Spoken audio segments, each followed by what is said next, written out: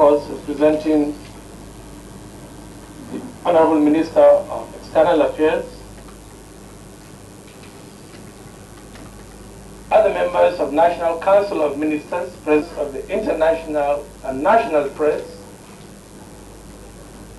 distinguished ladies and gentlemen,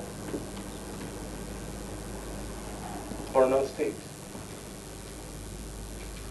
Both the government and the entire people of Borno State are most delighted and greatly honored by this visit. Your Royal Highnesses, distinguished ladies and gentlemen, it translates that friendship is embodied in our footsteps, which in effect means that the bonds of friendship are developed and cemented by exchanges of visits. Permit me to brief you on Borno State. This state, Borno, is the largest of the 21 states of the Federation of Nigeria in terms of size, with an area of 116,589 square kilometers. Through the federal government puts out a request for assistance to the British government.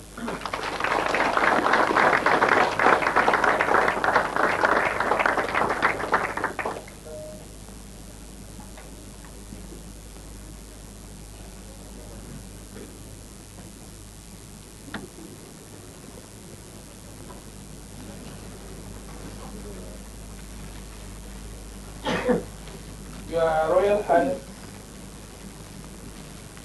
distinguished ladies and gentlemen, in our usual hospitality here in Borno State, I, on behalf of the entire people of Borno State, wish to present this token gift to His Highness,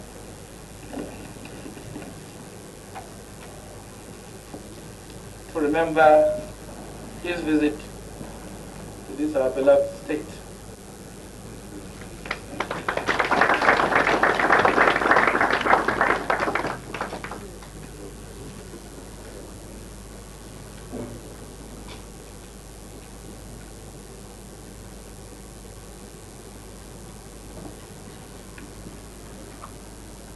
Also a pleasure on behalf of the women in Borno State.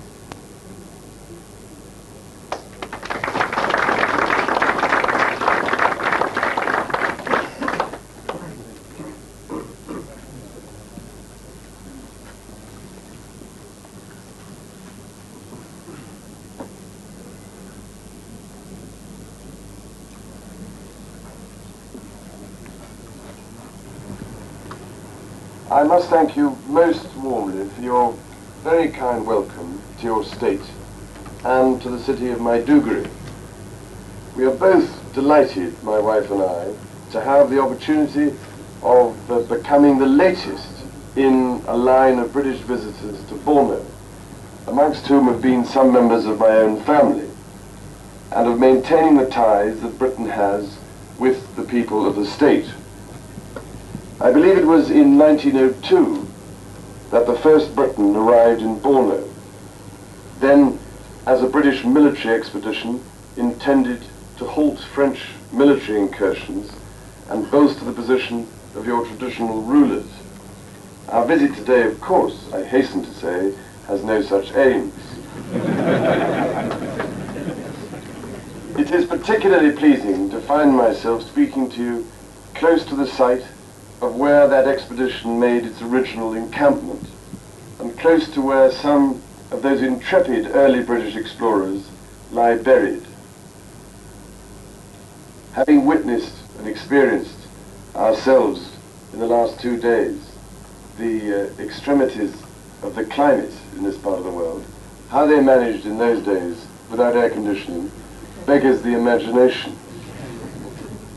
We are delighted that in our short visit to Nigeria, we have this opportunity to travel to the northeast of the country and to see something of the people and way of life of Borno.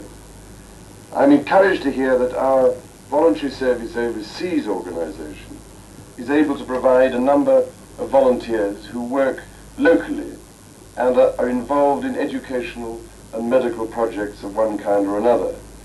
I do greatly admire, I must say, the dedication and enthusiasm displayed by these remarkable volunteers.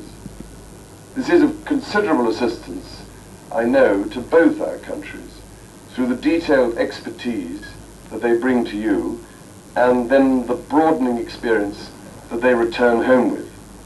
Such appointments can only strengthen